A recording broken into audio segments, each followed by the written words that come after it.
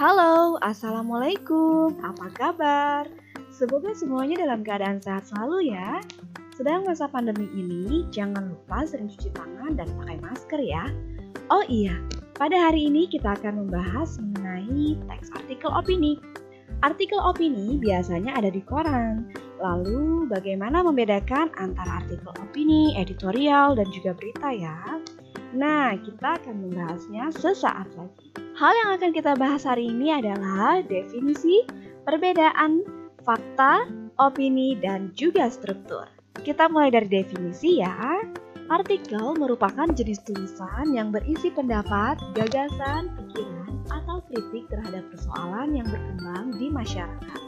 Biasanya ditulis dengan bahasa ilmiah populer. Bagaimana perbedaan antara artikel dengan teks lainnya?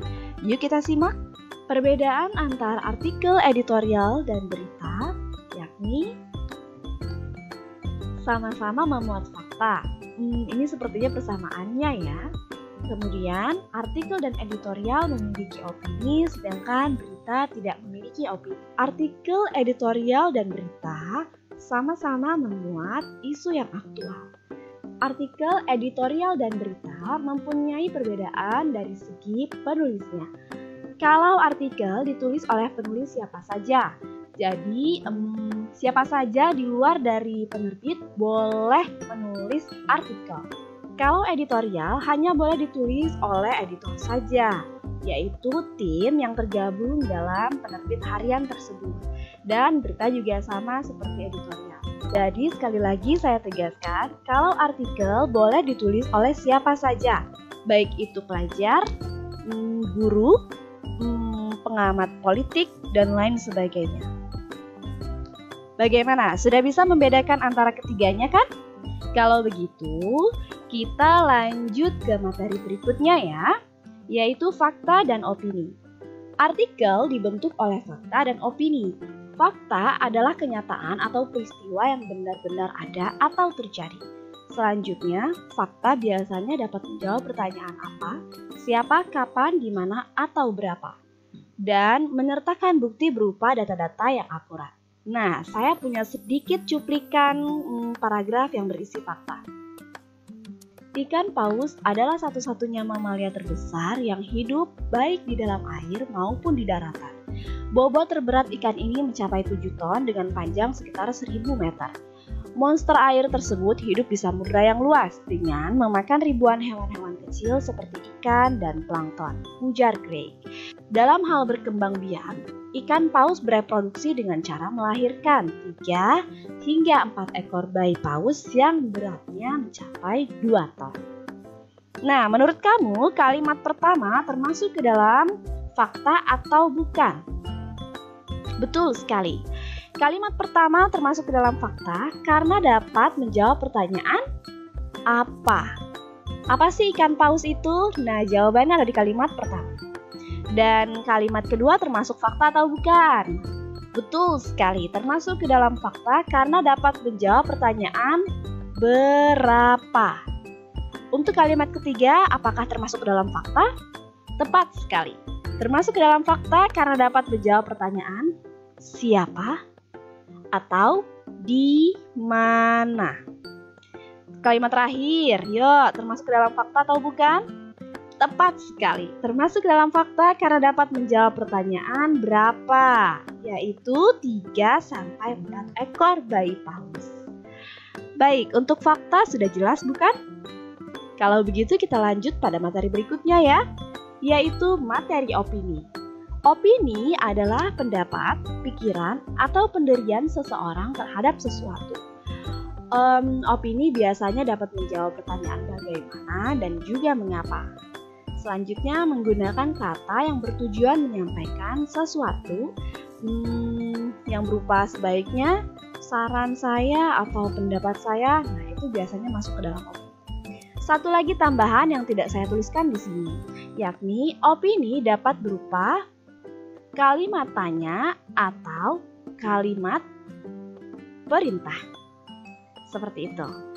Saya punya sedikit cuplikan paragraf opini, yakni Saat ini kita merindukan film-film sekelas Unyil yang mampu menghiasi dunia anak-anak era 2000-an dan sesudahnya. Saat ini, media televisi lebih banyak mengumbar film-film impor yang syarat dengan adegan kekerasan dan beberapa bagian bahkan disensor. Keberadaan bagian yang disensor ini sebenarnya menunjukkan bahwa film-film impor tersebut tidak layak tayang di Indonesia.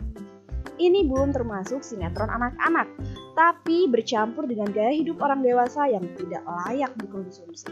Nah, kalimat-kalimat ini termasuk ke dalam kalimat opini. Kenapa hayo?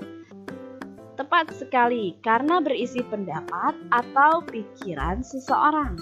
Di Indonesia, setiap orang berhak mendapatkan pendidikan yang layak seperti digariskan dalam pasal 31 Undang-Undang Dasar 1945. Yang menjadi masalah adalah apakah semua anak di Indonesia sudah dapat mengakses pendidikan. Di atas kertas, sekolah memang gratis. Tetapi di lapangan masih banyak ditemukan iuran yang harus dibayar oleh siswa kepada sekolah. Dari uang masuk sekolah, uang seragam, buku, uang ujian, hingga iuran-iuran bernilai kecil yang seringkali membuat orang tua miskin terpaksa menyuruh anaknya berhenti sekolah. Dari cuplikan paragraf tersebut, kita coba tentukan ya, yang mana yang termasuk fakta dan yang mana yang termasuk opini. Kalimat 1 termasuk ke dalam fakta atau opini? Betul sekali, termasuk ke dalam fakta, ya. Kemudian kalimat kedua termasuk ke dalam apa? Tepat sekali. Kalimat ketiga termasuk ke dalam tepat sekali. Karena mengandung kata masih banyak dan juga harus. Selanjutnya, kalimat keempat termasuk ke dalam tepat sekali. Opini. Sekarang sudah bisa membedakan opini dan fakta? Kalau begitu kita bahas strukturnya yuk. Artikel dibangun oleh 3 struktur. Strukturnya hampir mirip dengan teks editorial, yaitu pengenalan isu, rangkaian argumen, dan juga penegasan ulang. Pengenalan isu berisi mengenai isu aktual yang akan dibahas. Rangkaian argumen berisi mengenai fakta-fakta dan opini-opini penulis mengenai isu yang dibahas. Dan terakhir adalah penegasan ulang. Penegasan ulang berisi mengenai saran, harapan, solusi, atau bisa juga kesimpulan. Untuk lebih jelasnya lagi, yuk kita latihan. Nelson Mandela berujar bahwa pendidikan adalah senjata ampuh untuk menguasai dunia. Dari pernyataan itu tergambar betapa pentingnya pendidikan dalam mengubah hidup manusia, bahkan bangsa. Bangsa yang maju menandakan setiap warganya bisa mengakses pendidikan dengan baik, termasuk anak miskin sekalipun.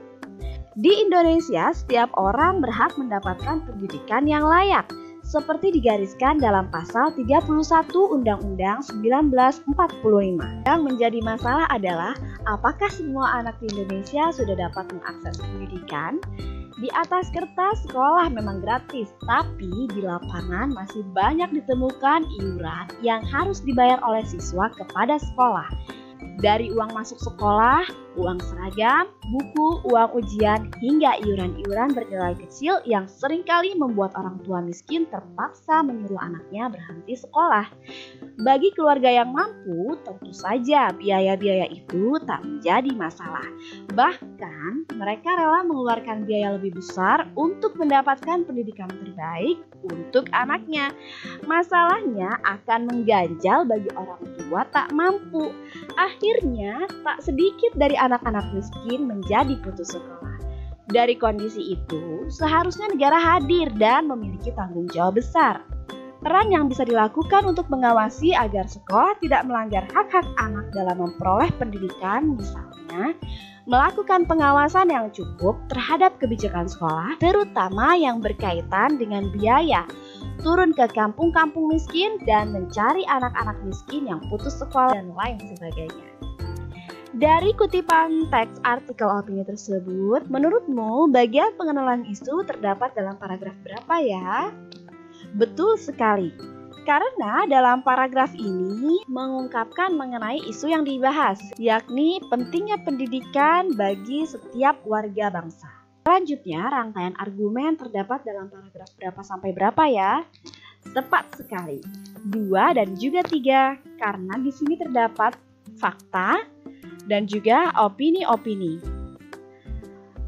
Yang terakhir pasti termasuk ke dalam penegasan ulang ya.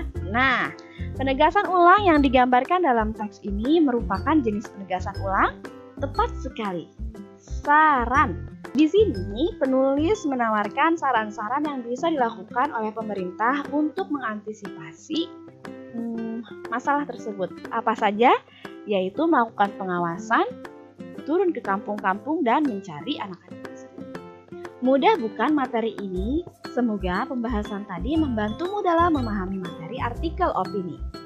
Kesalahan orang pandai ialah menganggap orang lain bodoh, dan kesalahan orang bodoh menganggap orang lain pandai. Pramudia Anantatur. Sekian video kali ini, terima kasih sudah belajar bersama dan sampai jumpa di video berikutnya.